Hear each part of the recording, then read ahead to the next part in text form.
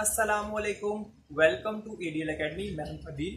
आज Adobe Illustrator class number 6 है और आज की क्लास में हम पढ़ेंगे स्केल टूल, उसके साथ साथ शेयर, रिशेप, इन छोटी छोटी चीज़ों को हम डिस्कस करेंगे और पाथफाइंडर को भी डिस्कस करेंगे। और हमने लास्ट क्लास में कुछ भी इतना खास ड्रॉ नहीं किया था, तो आज हम एंग्री बर्ड ड्रॉ करेंगे। तो चलिए चलते हैं स्क्रीन की तरफ।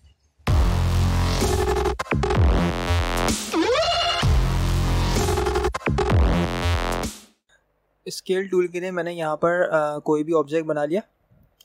जैसे कि मैंने यहाँ पर एक रेक्टेंगल बना लिया। अब देखें, इस रेक्टेंगल को मैं अगर मूव कराना चाहूँ या इसकी रिसाइजिंग करना चाहूँ या रोटेट करना चाहूँ, तो उसके लिए देखें हम सिंपली यहाँ से भी इसको कर सकते हैं। ठीक है, जैसे ही आप सिलेक्शन टूल लेके भी इसको यहाँ से कर सकते हैं। ठीक है, जैसे इसका साइज़ आपने बढ़ाना है। ठीक है, तो देखिए मैंने इसका साइज़ बढ़ा दिया। ठीक है, इसको रोटेट करना है, तो रोटेट करने के लिए आपने यहाँ से इसको रोटेट भी कर रहे हैं।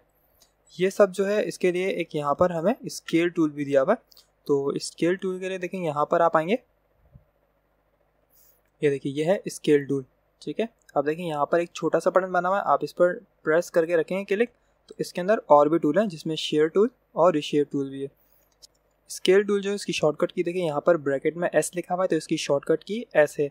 जैसे ही आप अपने कीबोर्ड से एस प्रेस करेंगे तो ये जो है आपके पास स्केल टूल ऑटोमेटिकली आ जाएगा। अब देखिए यहाँ पर नोट करें, एक छोटा सा बटन है, आप जैसे इस बटन को प्रेस करेंगे तो ये तीनों टूल देखें आपके सामने इस तरह से आ जाएंगे। तो आप इस तरह से भी इनको यूज़ कर सकते हैं। तो हमने इन तीनों टूल को डिस्कस करना है। अब मुझे इस ऑब्जेक्ट की स्केलिंग करनी है, तो देखिए यहाँ पर स्केल टूल से देखें मैं इसकी यहाँ से देखें इसकी रिसाइजिंग कर रहा हूँ। ठीक है, ये देखें इसकी रिसाइजिंग हो रही है।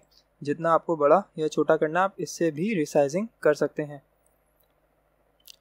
अब देखेंगे इसकी जो रिसाइजिंग है वो इसके पिवट पॉइंट या सेंटर पॉइंट से हो रही है। अगर आप इसको उठाकर कहीं और रख देंगे, जैसे कि मैंने इसे उठाकर यहाँ पर सेंटर में रख दिया, तो अब इसकी रिसाइजिंग देखें, ये उस सेंटर पॉइंट को अज्यूम करके जो है ये इसकी रिसाइजिंग हो रही है। ये स्मॉल और लार्ज उस पिवट पॉइंट से हो रहा है। इसको उठाकर अगर आप यहाँ रख दें, तो अब देखें इसकी रिसाइजिंग कैसे होगी, ये उसके हिसाब से ही रिसाइज हो रहा है। इसको उठाकर सेंटर में रखेंगे तो उसी के हिसाब से ये रिसाइज होता है।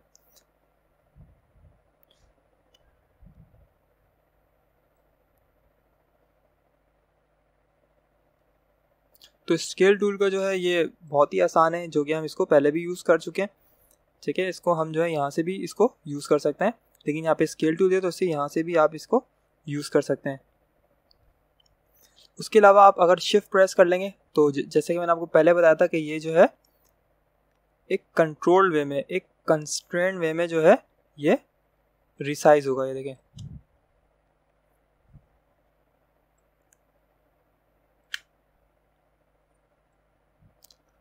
और आप ऐसे ही करेंगे तो इसकी विड्थ और हाइट जो है एक मैनुअली आएगी। ठीक है, तो इस तरह से आप इसको यूज़ कर सकते हैं।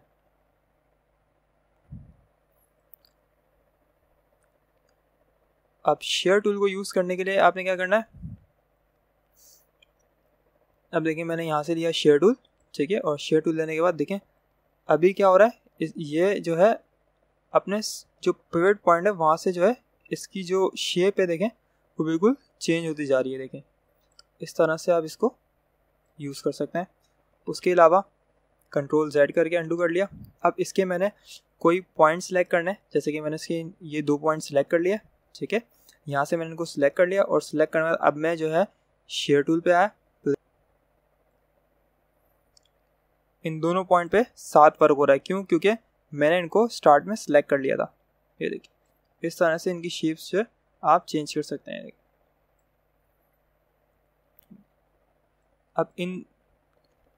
अब नीचे वाले पॉइंट्स पे काम करना है, तो आपने यहाँ से आके नीचे वाले पॉइंट्स पे को सिलेक्ट किया। देखिए दोबारा शेयर टूल पे इनको छोटा सा करना है, तो देखें ये हमारा एक पॉट टाइप का हमने बना लिया है। देखें इसकी कॉपीज करनी है, इसकी कॉपीज भी कर दें। ठीक है, यहाँ से आपने एक पॉट टाइप का बना लिया इसको यूज़ करते हुए। और भी कोई आप इस पर शेप ट्राई कर सकते हैं। इसी शेप में मैं जो है जैसे कि मैंने ये बना दिया। ठीक है, बनाने के बाद मैंने इसकी जो है ऑल्ट प्रेस करके मैं इसकी कॉपी लेना चाहूँगा, तो मैंने ये बना लिया। ऑल्ट प्रेस किया कीबोर्ड से और शिफ्ट भी प्रेस कर लिया ताकि कंट्रोल में मुझे इसकी कॉपी मिल जाए। कंट्रोल डी करके मैंने रिपीट कर ली। इन सबको मैंने उठा के थोड़ा सा सेंटर में किया, फिर ऑल्ट प्रेस किया और शिफ्ट भी प्रेस कर लिया ताकि एक लाइन में मुझे इसकी कॉपीज मिल जाए। और मैंने कंट्रोल डी करके रिपीट कर लेता हूँ।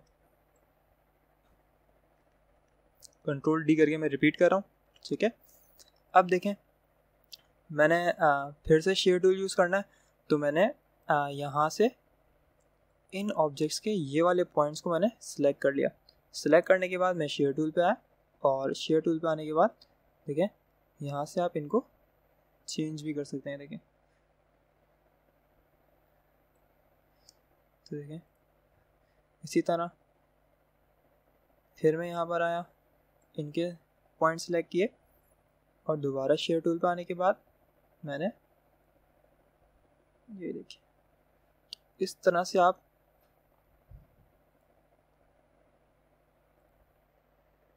कोई भी जो है शेप वगैरह थोड़ी सी उसमें चेंजिंग्स वगैरह कर सकते हैं। देखें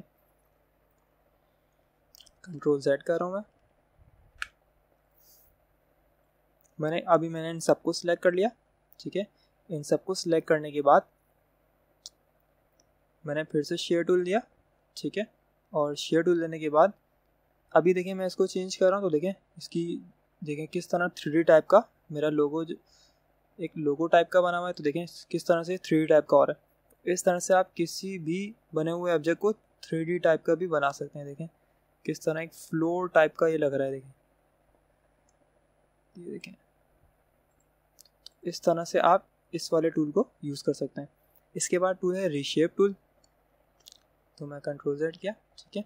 रीशेप टूल क्या करता है, उसके लिए मैं कोई दूसरा ऑब्जेक्ट बनाता हूँ। जैसे कि मैंने यहाँ पर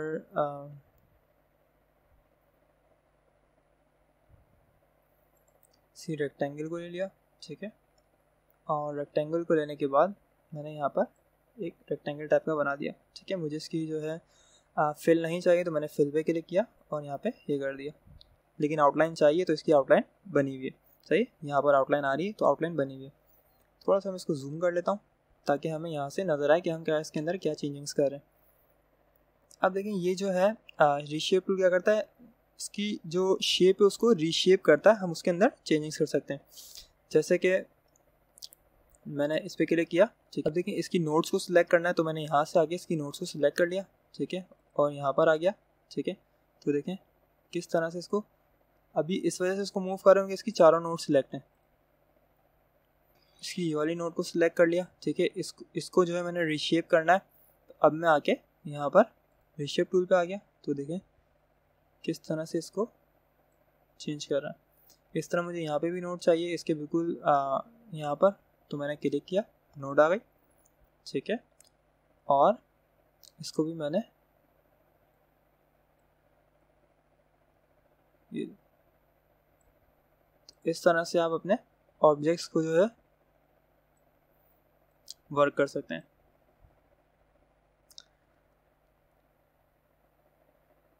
उसके अलावा मेरे पास यहाँ पर है फ्री ट्रांसफॉर्म टूल। तो फ्री ट्रांसफॉर्म टूल क्या करता है, हम इसके अंदर ट्रांसफॉर्मेशन करते हैं। जैसे कि ये मेरा ऑब्जेक्ट बनाया हुआ है, ठीक है। मुझे इसकी ऑब्जेक्ट बनाने के बाद ट्रांसफॉर्मेशन, ये मैं फ्री ट्रांसफॉर्म टूल पर आया, ठीक है। इसकी शॉर्टकट की ई है। तो देखें इससे आप क्या कर सकते हैं, इसको वही रोटेट भी कर सकते हैं, ठीक है। इसके अलावा इसका साइज़ जो है बड़ा छोटा भी कर सकते हैं, ठीक है। ये देखें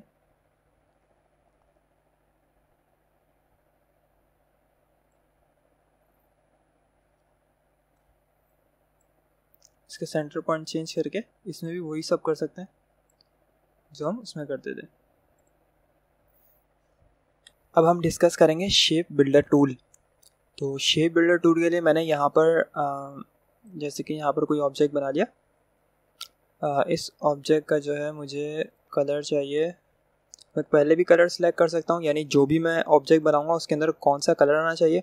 तो मैंने यहाँ पर सिलेक्ट कर लिया, उसकी आउटलाइन ब्लैक होगी, ठीक है। और ये कलर होगा, तो मैंने यहाँ पर ये ऑब्जेक्ट बना लिए 2। अब देखें शेप बिल्डर क्या करता है। सबसे पहले देखें यहाँ पर टूल है, टूल बार में देखें यहाँ पर एक टूल है, इसका नाम है शेप बिल्डर टूल, जिसकी शॉर्टकट की है Shift+M। अगर आप अपने कीबोर्ड से Shift+M प्रेस करेंगे तो आप ऑटोमेटिकली इस टूल पर आ जाएंगे। जैसे कि अभी देखें मैं जो है मैंने सिलेक्शन टूल ले लिया, ठीक है, सिलेक्शन टूल पे हूँ मैं, ठीक है, मैंने कीबोर्ड से प्रेस किया Shift और M, तो ऑटोमेटिकली देखें मैं शेप बिल्डर पर आ गया हूँ। शेप बिल्डर टूल के लिए देखें आपकी सिलेक्शन होनी चाहिए, यानी इन दोनों ऑब्जेक्ट के अगर मुझे इस टूल को इस्तेमाल करना है तो मैंने इनको सिलेक्ट करना है, तो मैंने इन दोनों को सिलेक्ट कर लिया, ठीक है, और यहाँ से शेप बिल्डर टूल में आ गया। अब देखें शेप बिल्डर टूल जो है अलग अलग डिफरेंट काम करता है। किस तरह, सबसे पहले मैंने इन दोनों को एक साथ रख दिया, ठीक है। अब मैं चाह रहा हूँ कि ये दोनों जो हैं अलग अलग ऑब्जेक्ट हैं, दोनों एक ही हो जाए।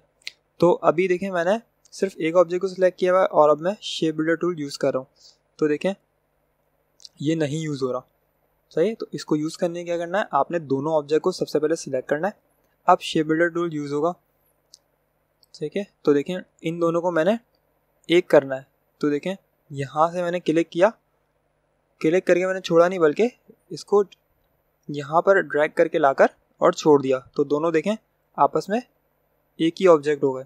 अब देखें ये 2 ऑब्जेक्ट थे, अब ये इस वक्त एक ऑब्जेक्ट बन गया। तो शेप बिल्डर टूल क्या करता है, वो 2 ऑब्जेक्ट को एक बना रहा है। मैं Ctrl+Z करके अंडू कर रहा हूँ। इसका दूसरा काम क्या है शेप बिल्डर टूल का, अब देखें दोबारा मैंने इन ऑब्जेक्ट को साथ रख दिया, ठीक है।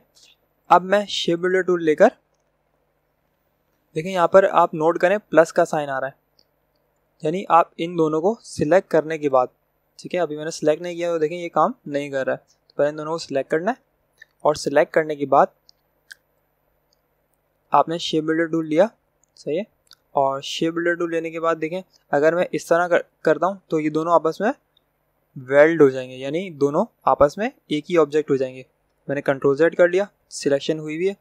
अब मैंने अपनी कीबोर्ड से ऑल्ट का बटन प्रेस किया तो देखें प्लस का जो साइन था वो माइनस में हो गया, देखें ये मेरे एरो पे देखें माइनस का साइन आ रहा है। अब मैंने ऑल्ट का बटन छोड़ दिया तो ये प्लस का साइन हो गया। तो इसी तरह देखें मैंने ऑल्ट प्रेस कर लिया, अब ये दोनों आपस में वेल्ड, यानी दोनों एक ऑब्जेक्ट नहीं होंगे बल्कि ये आपस में माइनस कर देगा, यानी अब देखें ये वाले एरिया पे आपको देखें छोटी सी जो है ग्रिड्स नज़र आ रही हैं, तो इसको मैंने क्लिक किया, ठीक है, मैंने ऑल्ट प्रेस किया हुआ है, तो देखें ये ऑब्जेक्ट यहाँ से माइनस हो गया। अब देखें ये एरिया जो है यहाँ पर इंटरसेक्ट हो रहा था तो वो जो है वो बाकी है, ये देखें मैंने यहाँ पर ये देखें ये ऑब्जेक्ट इंटरसेक्ट हो रहा था, ये बाकी है, सही। Ctrl+Z कर रहा हूँ दोबारा, दोनों ऑब्जेक्ट सिलेक्ट हैं, शेप बिल्डर टूल में आ गया, सही है। तो अगर मैं इस पर अभी क्लिक करूँगा तो देखें ये मर्ज हो जाएगा, लेकिन मैं ऑल्ट के साथ क्लिक करूँगा तो ये क्रॉस हो जाएगा। इसी तरह मैं अब देखें यहाँ पर ये आपस में इंटरसेक्ट हो रहा है, अगर मैं ऑल्ट के साथ यहाँ पे क्लिक करता हूँ तो देखें यहाँ पर ये यहाँ से माइनस हो गया, सही है। अब ये अलग ऑब्जेक्ट है और एक ये अलग ऑब्जेक्ट है। Ctrl+Z कर दिया मैंने। इस तरह से हम शेप बिल्डर टूल को यूज़ करते हैं।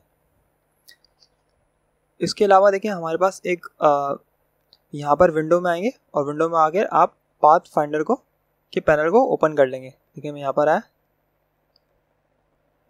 यहाँ पर देखें पाथ फाइंडर जिसकी शॉर्टकट की है Shift+Ctrl+F9, आप ये प्रेस करेंगे तो ये आपके सामने ओपन हो जाएगा। मैंने क्लिक किया, क्लिक करने के बाद देखें आपके सामने ये एक विंडो आ गई है। इसमें कुछ ऑप्शंस हैं, ये भी इसी तरह के शेप बिल्डर की तरह के ऑप्शंस हैं, तो हम इनको डिस्कस करते हैं। अब देखें यहाँ पर सबसे फर्स्ट ऑप्शन है, ये है यूनाइट, ठीक है। यूनाइट क्या करेगा, ये भी वही काम करेगा जो कि शेप बिल्डर कर रहा था। जैसे कि मैंने इन दोनों ऑब्जेक्ट को ऑब्जेक्ट चेंज कर लेता हूँ ताकि थोड़ा सा एक अलग लुक आ जाएगा, और मैं कलर भी चेंज कर रहा हूँ, मुझे कलर चाहिए, ये ओके कर लिया, और एक ये ऑब्जेक्ट बना लिया और एक ये ऑब्जेक्ट बना लिया।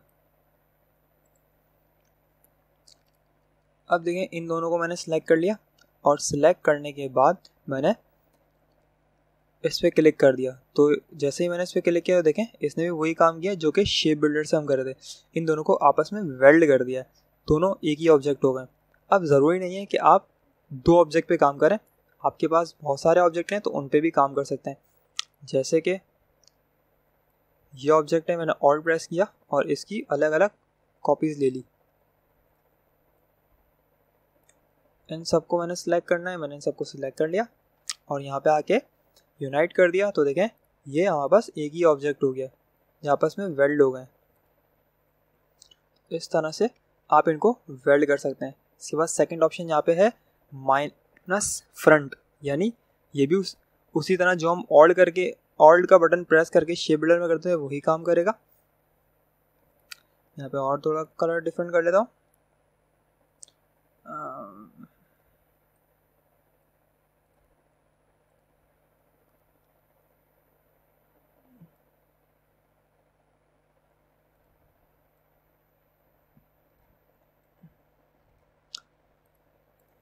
तो देखिए यहाँ पर मैंने इन दोनों को साथ रखा, इन दोनों को सिलेक्ट कर लिया, ठीक है।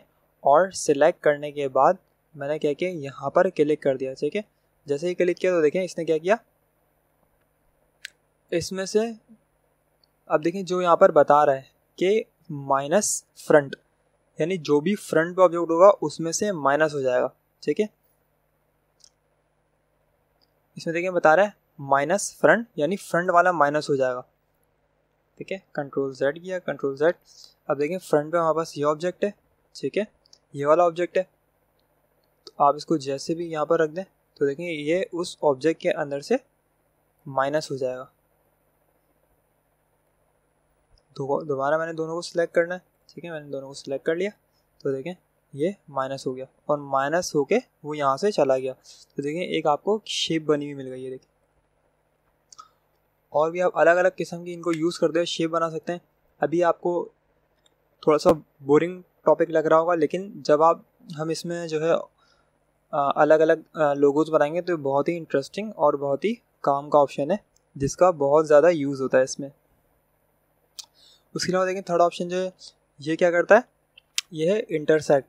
ये क्या करेगा, इंटरसेक्ट कर देगा, तो इस तरह आपस में जो भी एरिया ओवरलैप हो रहा होगा ये उसको हटा देगा। जैसे कि मैंने ऑब्जेक्ट बनाया, ठीक है, अब इन दोनों को सिलेक्ट किया तो इनमें जो ये एरिया है ये इसको इंटरसेक्ट कर देगा। तो देखिए यहाँ पे मैंने क्लिक किया तो देखें इंटरसेक्ट करके बाकी सारा एरिया इसने डिलीट कर दिया।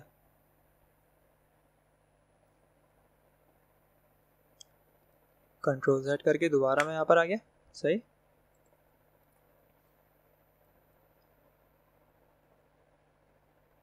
अब देखें इन दोनों ऑब्जेक्ट्स में जो भी कॉमन होगा, अब देखें इतना एरिया जो है इंटरसेक्ट आपस में हो रहा है, तो हमारे पास सिर्फ यही मौजूद रहेगा, बाकी डिलीट हो जाएगा। तो देखिए ये इंटरसेक्ट कर दिया और ये डिलीट हो गया। अब इसके बाद है हमारे पास एक्सक्लूड, ठीक है। तो एक्सक्लूड क्या करेगा, अब देखें जो हम इंटरसेक्ट से कर रहे थे, जैसे कि इंटरसेक्ट हम इन दोनों को करते थे तो क्या होता था, ये दोनों ऑब्जेक्ट में जो कॉमन एरिया है वो हमें मिल जाता था, बाकी सब डिलीट हो जाता था। यानी इंटरसेक्ट जो एरिया हो रहा होता था वो हमें मिल जाता था और बाकी डिलीट हो जाता था। ये उसका उलट करेगा। क्या उलट करेगा, इसको अब ये देखें, इसका उलट क्या होगा कि हमारे पास जो है ये एरिया डिलीट हो जाएगा और बाकी एरिया रह जाएगा। तो मैंने इसको देखें यहाँ पर एक्सक्लूड कर दिया, तो देखें ये इंटरसेक्ट कर दिया, ठीक है, ठीक है, ये एक्सक्लूड हो गया। उसके बाद देखें नीचे भी ऑप्शन दिए हुए हैं, ये शेप के कुछ मोड्स थे। उसके अलावा पाथ फाइंडर से रिलेटेड ये भी उसी वैसे ही ऑप्शंस हैं, इनको भी हम यूज़ करके देखते हैं। लेकिन इनसे पहले मैं आपको इनके और भी यूज़ बता देता हूँ। इनके और क्या यूज़ हैं, तो देखें जब मैं इस यहाँ पर एरो लेकर जा रहा था तो एक तो ये जब हम क्लिक कर रहे थे वो अप्लाई हो रहा था, लेकिन यहाँ पर देखें लिखा हुआ है alt click to create compound shape and add to shape area. तो कंपाउंड शेप क्या होती है, मैं आपको कंपाउंड शेप के बारे में बताता हूँ।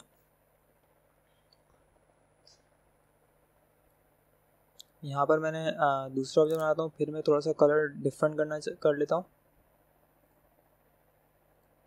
और ये मैंने यहाँ पर ऑब्जेक्ट बना लिए। इन दोनों ऑब्जेक्ट को मैंने सिलेक्ट कर लिया, ठीक है। अच्छा, मैं इनके कलर जो हैं वो मैं रिमूव कर देता हूँ ताकि और अच्छा समझ में आ जाए। तो मैं इनके कलर को मैंने नन कर दिया, ठीक है, और मैंने थोड़ा सा इसको जूम कर लिया, सही, और इसे यहाँ पर लेकर आ गया। अब देखें यूनाइटेड से क्या था, आपने इन दोनों ऑब्जेक्ट्स को सिलेक्ट कर लिया। सिलेक्ट करने के बाद आपने क्लिक किया तो देखें ये दोनों वेल्ड हो गए, ठीक है। कंट्रोल Z, ऑल का बटन प्रेस किया और यहाँ पर क्लिक कर दिया। तो इससे क्या हुआ, अब देखिए मैंने बाहर क्लिक किया तो देखें ये दोनों आपस में वेल्ड हुए हैं। लेकिन वेल्ड होने के बाद अब देखें यहाँ पर मैंने ऑब्जेक्ट पे क्लिक किया तो देखें इसका जो यहाँ पर पाथ है, यानी जिस तरह से वेल्ड हुए वो यहाँ पर मौजूद है। यानी हम इस ऑब्जेक्ट को वेल्ड करने के बाद भी इसके अंदर एडिटिंग कर सकते हैं। किस तरह से, आपने यहाँ से डायरेक्ट सिलेक्शन टूल पे क्लिक किया, ठीक है, बाहर क्लिक किया, ठीक है, और इस ऑब्जेक्ट को मैंने सिलेक्ट कर लिया। अब मुझे इस ऑब्जेक्ट को यहाँ नहीं बल्कि ऊपर वेल्ड करना था, ठीक है। तो कोई बात नहीं, आपने इसको सिलेक्ट किया, ठीक है। सिलेक्ट करने के बाद अब इसे मूव करना है। तो मूव करने के लिए देखें आपने इस डॉट पे क्लिक करके मूव करेंगे। बाहर क्लिक किया, ठीक है, सिर्फ इस ऑब्जेक्ट को सिलेक्ट कर लिया आपने, सही, और इस अब देखें सिर्फ यही ऑब्जेक्ट सिलेक्ट हुआ हुआ है, ठीक है, और इसको मूव करना है तो आप इस डॉट पे क्लिक करेंगे, ठीक है, और इसको मूव कर लेंगे, ठीक है, और बाहर क्लिक करना है। देखें ये पहले से वेल्ड है। कंट्रोल Z किया, यहाँ नहीं नीचे करना है तो आप इसको नीचे करके बाहर क्लिक करें और देखें ये आपस में वेल्ड हुए हैं। अच्छा, अगर आप इसको यहाँ पर क्लिक नहीं करेंगे, जैसे कि आपने इस पर क्लिक किया, ठीक है, और अब इसे मूव कराना चाहेंगे, देखिए मैं इसको मूव कर रहा हूँ तो मूव नहीं हो रहा। नोट से बढ़ के मूव कराऊंगा तो इसकी नोट ख़राब हो जाएगी। तो आपने क्या करना है, इसके जो डॉट है यहाँ पे क्लिक करना है। इस पर क्लिक करेंगे तो इस ऑब्जेक्ट की सारी नोट सिलेक्ट हो जाएंगी और ये सारी नोट के साथ मूव हो जाएगा। तो देखें ये मूव हो रहा है। इसी तरह इसके अंदर हम इसे भी यूज़ कर सकते हैं, ठीक है, यानी माइनस फ्रंट माइनस हो जाएगा लेकिन उसकी पाथ बाकी रहेगी। तो इसके लिए देखें यहाँ पर मैं दोबारा से कंट्रोल Z कर लिया, ठीक है, कंट्रोल Z कर लिया। अब देखिए फ्रंट पे जो है हमारे पास ये वाला ऑब्जेक्ट है, फ्रंट पे हमारे पास ये वाला ऑब्जेक्ट है, ठीक है, इसमें से बैक माइनस हो जाएगा। तो मैंने दोनों को सिलेक्ट किया, ऑल्ट का बटन प्रेस किया और क्लिक कर दिया तो देखें माइनस हो गया, ठीक है, लेकिन पाथ बाकी, तो हम उसके अंदर बाद में भी चेंजिंग कर सकते हैं। तो मैंने यहाँ पे क्लिक किया डायरेक्ट सिलेक्शन टूल पे, ठीक है, और इस ऑब्जेक्ट पे क्लिक कर लिया। ये देखें ये वाला ऑब्जेक्ट है, इसको मूव करना है आपने, तो इसकी सेंटर में क्लिक किया और इसको मूव करके आप कोई भी बना सकते हैं, जैसे कि ये मून आपने बना लिया, देखें, और बाहर क्लिक करें तो देखें ये आपका एक मून बन गया है यहाँ पर। ये देखें इसकी पाथ मौजूद है, बाद में भी हम इसके अंदर चेंजिंग कर सकते हैं।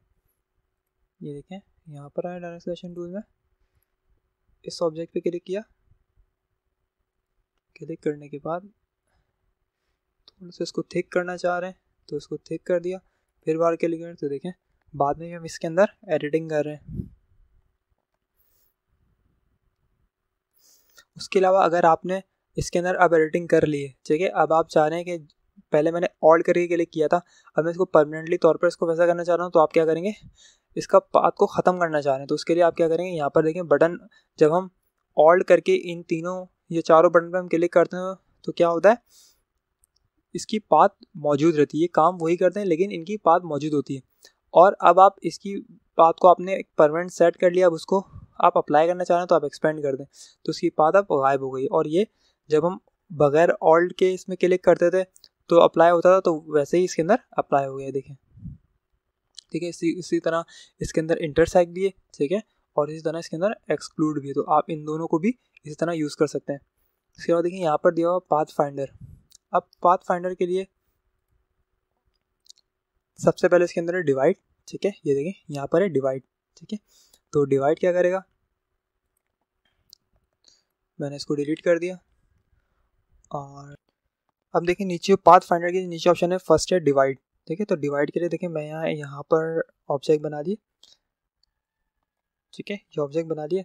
अब देखिए डिवाइड क्या करेगा, तो देखिए अगर आप इसको थोड़ा सा और करें तो ये क्या करेगा, अगर हम इन दोनों ऑब्जेक्ट को आपस में इंटरसेक्ट करके रखेंगे तो क्या करेगा, इसको इसको और इसको तीनों को अलग कर देगा। किस तरह से, देखिए मैंने जिस तरह ये रखे हैं उसी तरह मैंने इनको रख दिया, दोनों को सिलेक्ट किया और सिलेक्ट करने के बाद मैंने यहाँ पर डिवाइड कर दिया। तो देखिए जो कंडीशन आपको यहाँ पर बनी हुई आ रही उसी तरह इसने क्या करा, इन तीनों को अलग अलग कर दिया। लेकिन उन तीनों को मूव कराने के लिए आपको इसके अंदर एक कमांड देनी पड़ेगी, वो है अनग्रुप की। आप राइट क्लिक करेंगे और इनको अनग्रुप कर देंगे, क्योंकि पाथ फाइंडर के जो ऑप्शन है वो जैसे अप्लाई होते हैं तो आपके जो ऑब्जेक्ट्स हैं आपस में ग्रुप हो जाते हैं। तो अब देखें आपने इनको अनग्रुप करना पड़ेगा। ठीक है, तो मैं देखें अनग्रुप किया, सही है। और अब मैं इनको मूव भी करा सकता हूँ। ये देखें इसने क्या करा, इन तीनों को अलग अलग ऑब्जेक्ट बना दिए। देखें कंट्रोल Z कर दिया मैंने। ठीक है, मैं दोबारा अप्लाई करता हूँ। अब मैं इनको अनग्रुप नहीं करूँगा, तो मैंने इन दोनों को करके डिवाइड कर दिया और देखें ये एक साथ मूव हो रहे हैं। तो मूव करने के लिए आपने अनग्रुप करना है।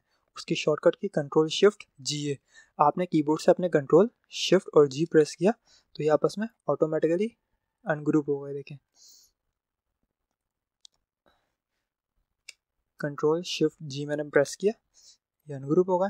ठीक है, और ये अलग अलग ऑब्जेक्ट हो गए, तो इनको अलग अलग मूव करा सकते हैं। कंट्रोल Z कर लिया। उसके बाद देखें यहाँ पर दिया हुआ है ट्रिम। ट्रिम क्या करेगा, इसको आपस में काट देगा। किस तरह, मैंने इन दोनों को साथ रखा। ठीक है, और यहाँ से सिलेक्ट कर लिया। सिलेक्ट करने के बाद मैंने यहाँ से ट्रिम करा, फिर दोबारा क्या करना पड़ेगा, इनको अनग्रुप करना पड़ेगा। राइट क्लिक करके अनग्रुप कर दिया और ये देखें ये इतना एरिया यहाँ से इसने काट दिया। उसके साथ साथ इसने इनकी आउटलाइन भी ख़त्म कर दी। देखें ये देखें इनकी आउटलाइन ख़त्म कर दी, यानी जो जो एरिया आपस में ओवरले होता है वो सारा इसने ट्रिम कर दिया है, ख़त्म कर दिया। कंट्रोल Z कर दिया। उसके बाद यहाँ पर देखें ये है मर्ज। अब देखें आप थोड़ा सा इस पर गौर करें, देखें मर्ज और ये यूनाइट दोनों में देखें सेम बना हुआ है, तो ये दोनों आपस में एक जैसे ही हैं। किस तरह, इसको सिलेक्ट किया और देखें मर्ज हो गए। ये देखें ये भी मर्ज हो गए, यानी वेल्ड हो गए। कंट्रोल Z करा। ठीक है, वही देखें यहाँ से दोनों को सिलेक्ट किया और यहाँ पे क्लिक किया तो देखें ये भी वही काम कर रहा है। अब इनमें डिफरेंस क्या है, तो डिफरेंस इसका क्या है वो मैं आपको बताता हूँ। डिफरेंस ये है कि अब मैंने दूसरे ऑब्जेक्ट का कलर फॉर एग्जांपल मैंने चेंज करना है, तो मैंने इसका कलर चेंज कर दिया।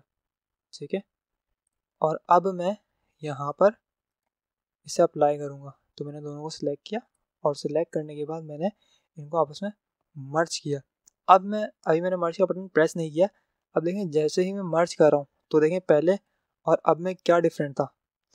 पहले जब कलर सेम था तो दोनों आपस में एक हो गए थे, लेकिन अब कलर डिफरेंट है तो इसने क्या करा, इसकी कमांड चेंज हो गई, इसने इसे ट्रिम कर दिया, यानी जितना एरिया इंटरसेक्ट हो रहा था वो ट्रिम हो गया। अनग्रुप करना है तो राइट क्लिक, अनग्रुप करेंगे तो ही ये मूव होगा। ये देखें इतना एरिया इसने ट्रिम कर दिया। कमांड मैंने वही प्रेस की थी। अगर दोनों कलर सेम होंगे दोनों ऑब्जेक्ट के तो आपस में वेल्ड हो जाएंगे, और अगर दोनों के कलर डिफरेंट होंगे तो आपस में ट्रिम हो जाएंगे। उसके अलावा देखिए नेक्स्ट है हमारे पास क्रॉप। ठीक है, तो क्रॉप क्या करेगा, जो एरिया आपस में इंटरसेक्ट हो रहा है वो रहेगा। कंट्रोल Z कर दिया। ठीक है, कंट्रोल Z कर दिया मैंने।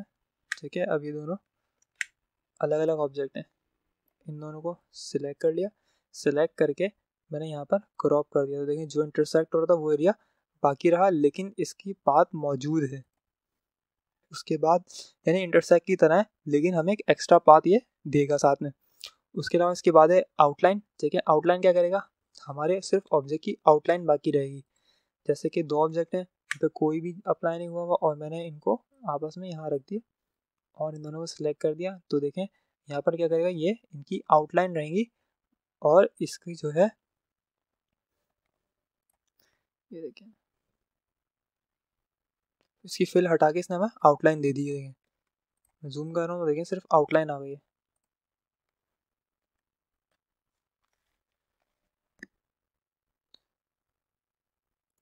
ये देखिए आउटलाइन मौजूद है। इसका इतना ज़्यादा यूज़ नहीं होता, लेकिन हम किसी ऑब्जेक्ट्स वगैरह को इस तरह करके देख सकते हैं। वैसे तो हम उसकी यहाँ से भी आउटलाइन को करके देख सकते हैं, ठीक है। उसके अलावा है माइनस बैक, ये देखें ये है माइनस बैक। ये क्या करेगा, यहाँ पर था, ये देखें ये माइनस फ्रंट कर रहा था, ये माइनस बैक करेगा, यानी उसका रिवर्स उलट करेगा। मैंने दोनों को सिलेक्ट कर लिया, ठीक है। तो ये क्या करेगा, जो बैक पे वो माइनस हो जाएगा, सही है। तो ये देखें इसने उसको माइनस कर दिया। तो इस तरह से हम इन तमाम ऑप्शंस को यूज़ कर सकते हैं। शेप बिल्डर और पाथ फाइंडर को यूज़ करते हुए हम एक एंग्री बर्ड बनाते हैं। तो उसके लिए देखिए मैंने यहाँ पर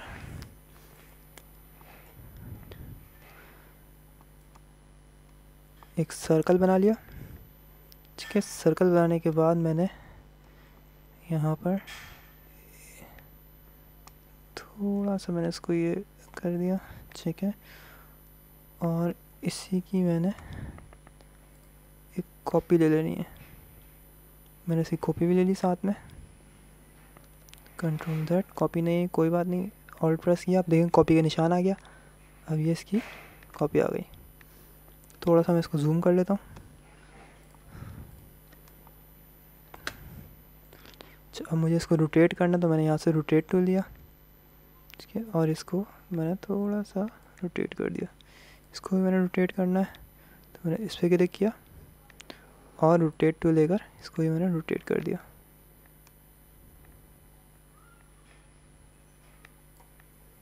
अच्छा, इसका मैंने साइज़ थोड़ा और बड़ा रखना है। इसको थोड़ा सा मैंने इसको मर्ज कर दिया इसके साथ, और इसका साइज़ थोड़ा सा और मैंने बढ़ा दिया।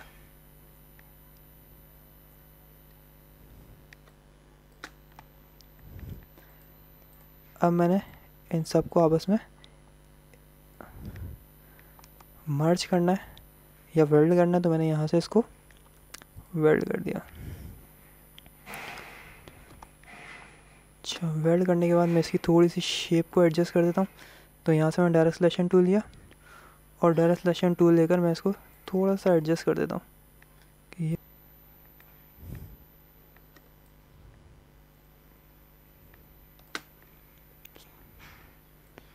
इसको ये मैं थोड़ा सा इसके हैंडल से ये कर दिया, थोड़ा इसको, और इसको और थोड़ा सा बड़ा कर दिया।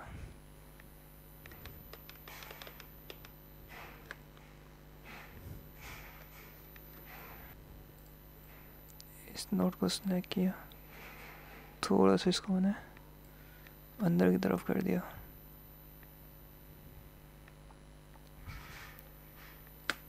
इस नोट को थोड़ा सा मैं बाहर निकालूंगा,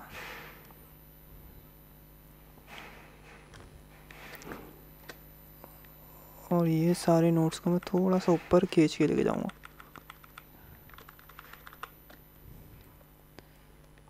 ऑलराइट, ये नोट थोड़ी सही नहीं लग रही है, तो इसको थोड़ा सा और एडजस्ट कर देते हैं थोड़ा।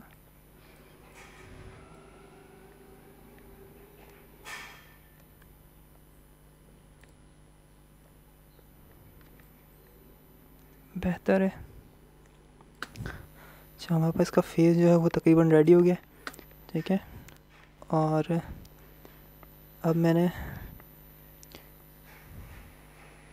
फेस बनाया, और बनाने के बाद मैंने इसको थोड़ा सा इसको इस तरह से बना दिया।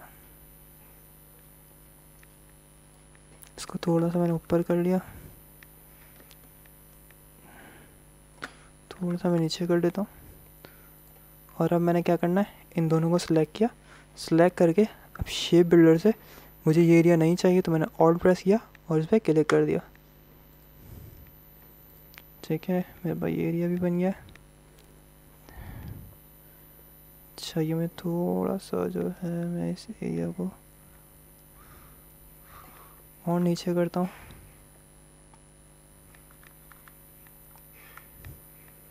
ठीक है, फिर मैंने सेलेक्ट किया। अब मुझे ये एरिया एक्स्ट्रा नहीं चाहिए, शेप बिल्डर पे आया। ठीक, पहले मैंने इन दोनों को सिलेक्ट कर लिया और सिलेक्ट करके मैं शेप बिल्डर पे आया और करके मुझे एरिया नहीं चाहिए तो इसको भी डिलीट कर दिया। अब ये परफेक्ट हो गया ना। ठीक है, अब मैं इन दोनों की जो आउटलाइन है इनको मैं थोड़ा सा थिक करना चाह रहा हूँ, तो मैंने सिलेक्ट किया। ठीक है, और स्ट्रोक में आ जाएंगे। तो विंडो में आके मैं इसका स्ट्रोक ओपन कर लेता हूँ।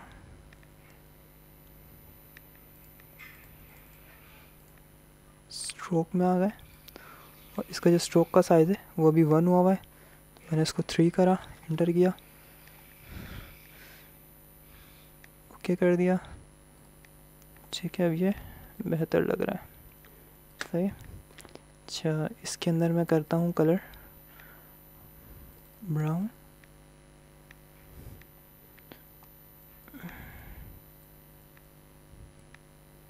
थोड़ा सा डार्क कर लेता हूँ।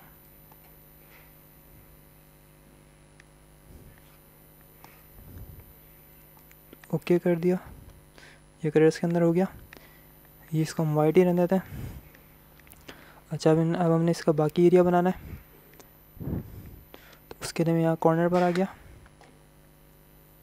और कॉर्नर पर आने के बाद मैंने यहाँ से रेक्टेंगल लिया और ये इतना।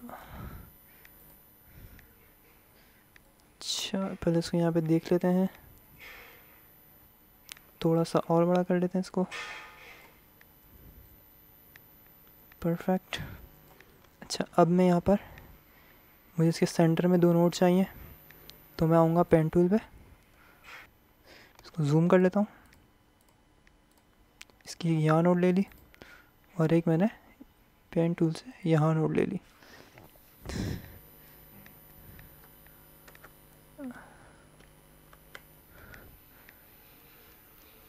अब मैं यहाँ से इनको थोड़ा सा मूव करूँगा, इसे भी मूव करूँगा। ऑलराइट,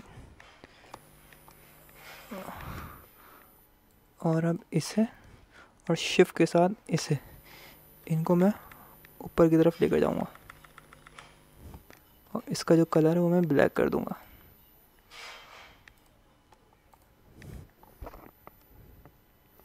अच्छा, बिल्कुल ब्लैक नहीं हुआ ये, तो बिल्कुल प्योर ब्लैक ओके कर दिया। ठीक है, अब इसको रख के देखते हैं। यहाँ पर इसको उठाकर हमने लाकर यहाँ रख दिया। इसको सिलेक्ट करके थोड़ा सा इसको एडजस्ट कर लेंगे। अब मैंने इसकी आइस बनानी है, तो मैं आइस बनाने के लिए मैंने ये टूल ले लिया।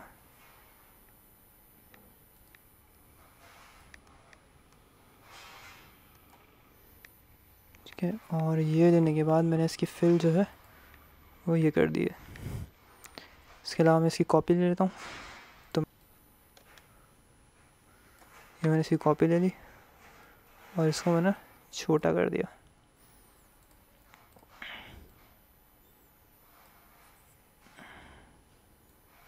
इसको आप इसके हिसाब से एडजस्ट कर लें ताकि इसके अंदर आइस वाला लुक आ जाए इसकी।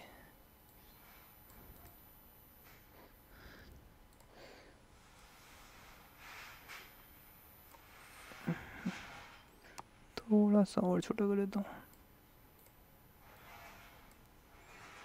परफेक्ट, और इसके अंदर भी मैं ब्लैक कलर कर देता हूँ। ठीक है, ये हमारी एक आई जो है इसकी रेडी हो गई है। ठीक है, अच्छा अब हम इसको देख लेते हैं पहले यहाँ पर रखकर, क्या ये परफेक्ट साइज़ है, और अगर नहीं है तो हम इसका साइज़ बढ़ा देंगे। परफेक्ट लग रहा है, ये बेहतर है यहाँ के लिए। अच्छा, इसको हम ग्रुप कर देते हैं। ग्रुप करने वाला मुझे इसकी कॉपी चाहिए, तो ऑल्ट प्रेस करके मैंने इसकी भी कॉपी ले ली और राइट क्लिक करके इसको ट्रांसफॉर्म में आके रिफ्लेक्ट कर देंगे। ओके कर दिया।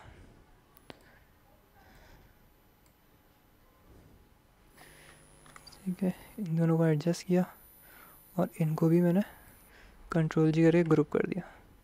इसको उठाकर मैंने यहाँ पे रख दिया।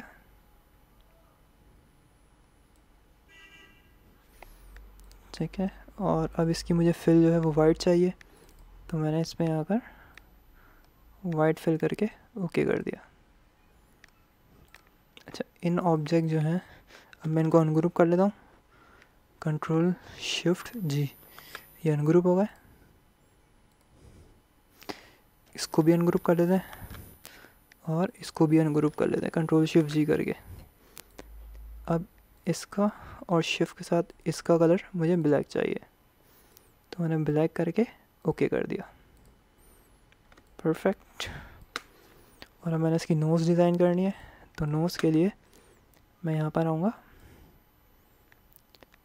और मैं बनाऊँगा रेक्टेंगल नहीं बल्कि स्क्वायर। शिफ्ट प्रेस करके मैंने ये स्क्वायर बना लिया। इसका कलर मुझे चाहिए है येलो।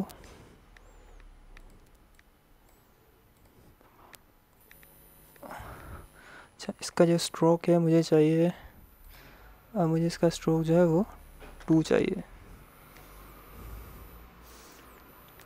और इसको रोटेट करना है, तो मैं इसको यहाँ से रोटेट कर लेता हूँ। इसकी कॉपी करनी है, ऑल्ट प्रेस करके इसकी कॉपी ले ली। ठीक है, और कॉपी लेने के बाद मैं डायरेक्ट सिलेक्शन टूल में आया,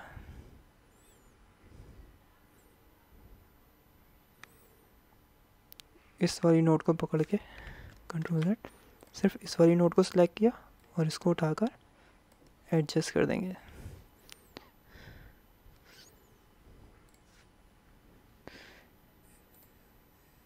इस वाली को थोड़ा सा मैंने नीचे कर दिया।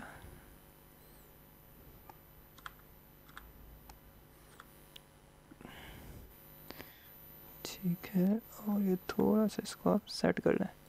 ये आउटलाइन अभी भी ज़्यादा है, तो इसको मैं बंद कर देता हूँ। इसको मैंने उठाकर यहाँ लेकर आ गया। अच्छा, साइज़ बड़ा करना है, शिफ्ट प्रेस करके साइज़ बड़ा कर लिया।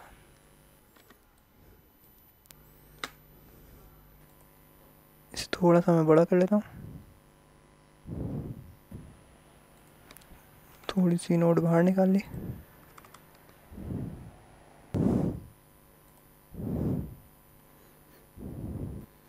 तो मैं कंट्रोल स्क्वायर ब्रैकेट से इसको ऊपर ले आता हूँ। हमारा एंग्री बर्ड रेडी हो गया। तो इस तरह से हम इसको डिज़ाइन कर सकते हैं। उम्मीद करता हूँ आज जो हमने छोटी छोटी सी चीज़ें पढ़ी हैं ये आप लोगों को समझ में आ गई होंगी। उसके साथ साथ जो है हमने एंग्री बर्ड ड्रॉ किया है, इसमें आप लोगों को कोई भी कंफ्यूजन है ड्रॉ करने में या आज की क्लास से रिलेटेड कोई भी आप लोगों को क्वेश्चन है वो आप लोग पूछ सकते हैं। आप कमेंट करें, मैं आप लोगों को आंसर करूँगा।